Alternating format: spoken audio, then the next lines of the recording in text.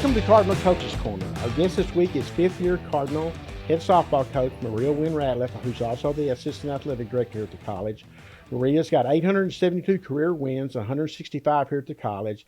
Last year, the Cardinals won their second straight North Zone championship in Region 14. They had their first 50-win season and made their third NJCAA World Series appearance. They're currently 16-2 overall and number 6 ranked, coming off a tough doubleheader loss yesterday to Grayson. And Maria, we can start there if you'd like to. It was just a tough day all the way around. Absolutely. Well, first of all, Benny, thanks for having me today. Sure.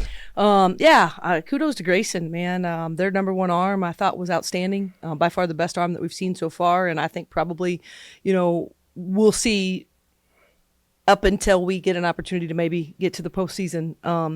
And they did everything right. I didn't feel like we thought we belonged, unfortunately, and so we got to work on some mental toughness and got the day off today and getting in the classroom and getting our study hall done and getting in the training room, and we'll get back to work tomorrow to get prepared for a really good Angelina team on Friday.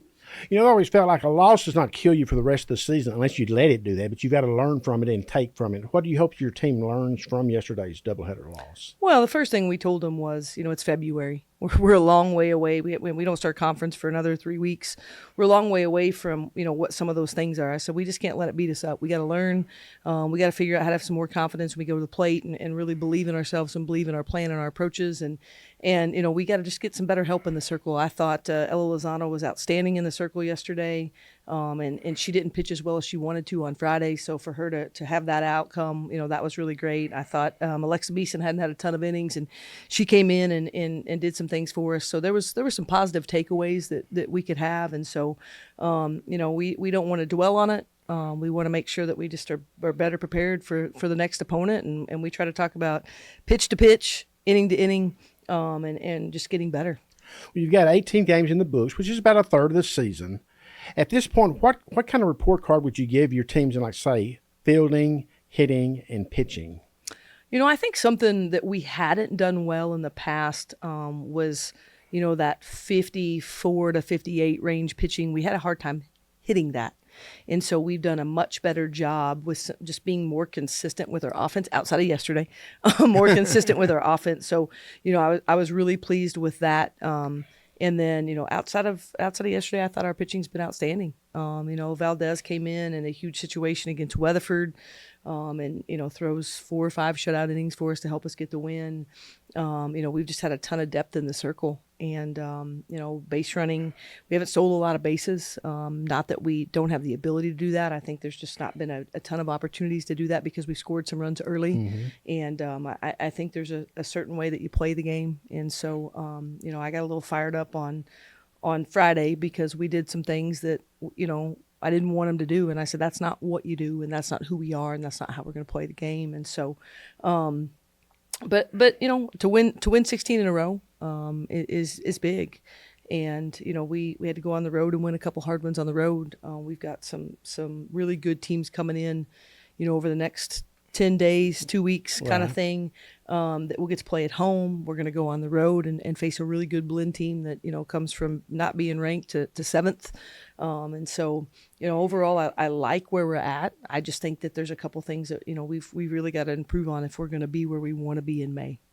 You said going into the season that you thought depth would be a strength for your squad, but have even you been surprised at how deep maybe you really are? Because that has really stood out to a lot of us as we've watched you thus far. Everybody you called on seemed like they're responding. Yeah, we've had some great pinch hits. We've had some great kids come in and get opportunities and really make the most of them. And we've talked about that. And this is probably maybe the first time in my career, Benny, that I've really went to our bench early.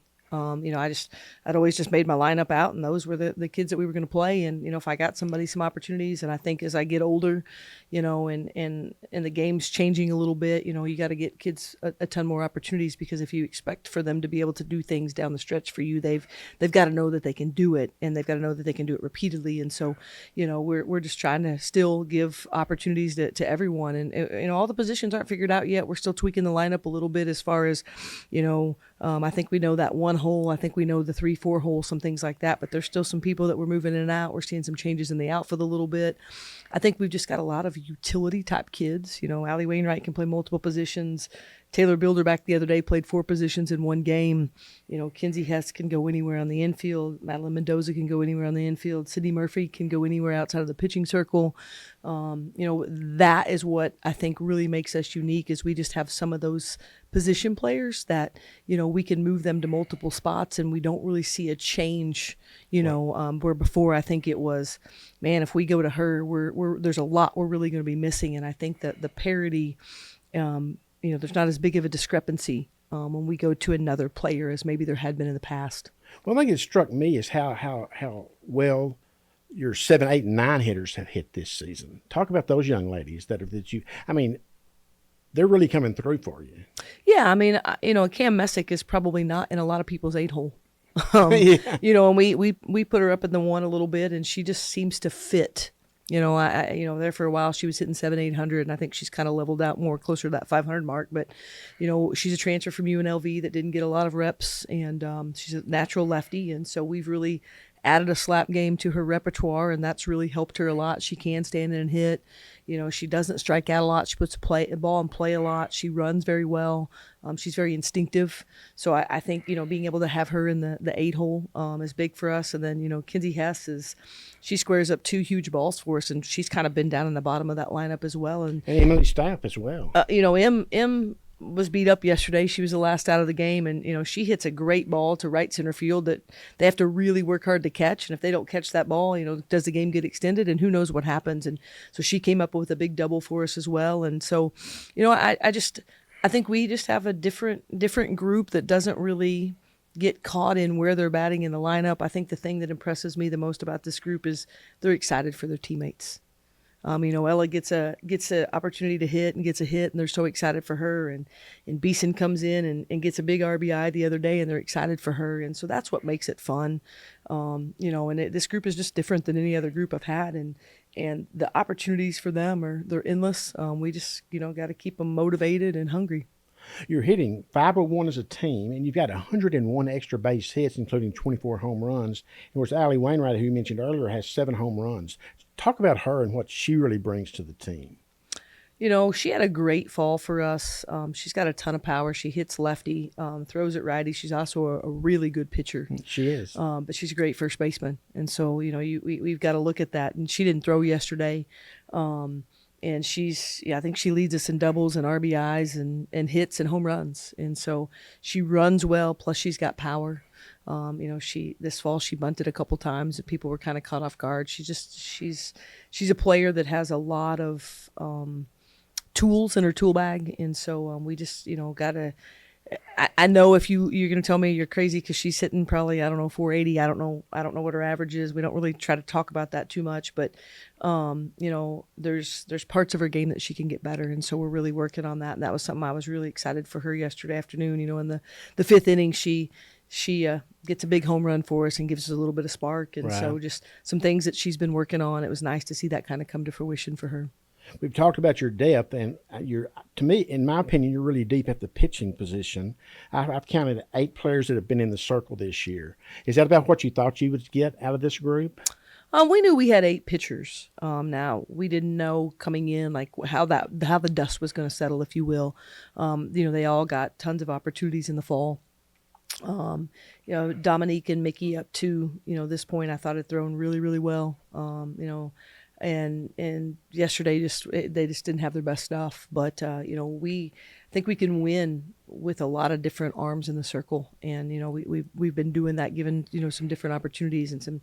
So I think, 6 kids have wins, maybe 7 kids have wins on our staff, and so we want everyone to know that everyone could be a starter in the circle for us. And it's just, hey, when it's your time, we need you to come in and do the things that, whether that's getting us out of a hard inning, whether that's, just going in and getting some innings. And it's hard, up to, we haven't played a lot of 7-inning games. And so it's hard to get them the innings that they need. But I do think that it's helped us because, we see live arm action every day in practice. So, if somebody maybe doesn't throw on Friday, they're going to throw on whatever our next practice day is, or if they don't throw Saturday. And so, their bullpens are a little bit different because we've got enough arms that, we can do some live arm stuff. Well, it's definitely your deepest pitching group you've ever had since you've been here. It's probably my deepest pitching group that I've ever had in my career. Wow. Now I've had some All-American arms that maybe, match up head to head, 1-to-1. But as far as, I think we probably have 6 game day starting arms. It's just, do we pick the right one on the right day? Last thing before we let you go, Region 14 play is coming up in 2 to 3 weeks, as you mentioned. What's your assessment of what you've seen out of the teams, and say the North Zone, which you really have to contend with, obviously, later on coming up? Well, Paris is outstanding. I mean, they've won 20 in a row, and we talked about it before we got on air. I thought the rankings didn't reflect maybe what they have done, and they've got Hattie back in the circle. I can't think of her name off the top of my head. The right fielder, I think she's had 18 home runs, 20 home runs. I mean, why people are still pitching to her, I don't know. So they're outstanding. Coach Shelton does a great job. Tyler is always a team that's hard to play. I talked to Coach Henderson this morning. They do a great job.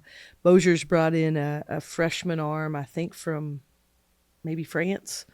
An international student that's really got some high strikeouts, and so she's done some really good things with them. Navarro is always going to play you hard. It's a tough place to play. Kilgore, I think Coach Williams has done an outstanding job, and their record doesn't reflect how good they are. And I noticed they're playing a lot more games than they have in the past. Oh, playing games and playing competition. She's not shying away from anybody. Northeast Texas, they got their assistant coach came back to take over that program, and Coach Tyson's doing a great job up there. They've went out and beat some people, and she's got them working hard. I think the league is probably at its best since I got into the league in 2016. I'll say it every single day. I mean, you got to show up and play. The parity in softball at every level, and you and I talked about this before. You gotta show up and play, because if you don't, you're going to have that Long Beach that upsets OU. Well, it's just going to happen. Really, but this will be the last before we let you go. I've got to have one. You got Angelina coming to town Friday for games at 2 and 4:30. Talk about them and what you expect from them before we go. Well, new coach. I think they struggled a little bit out of the gate, and they played a tough schedule. They went 1-9, and they've won their last 8 games. So they're playing with a ton of confidence. They face Navarro tomorrow. I don't know if they're playing home or away, so they're going to come in here ready to play. And we've got to do the little things right and get back to doing what we do well, and just make sure that we can get back to being who we are and not let yesterday define who we are or who we can be. Exactly. Well, Maria, thanks for stopping by. We always enjoy having you, and we'll catch up with you as conference play gets underway.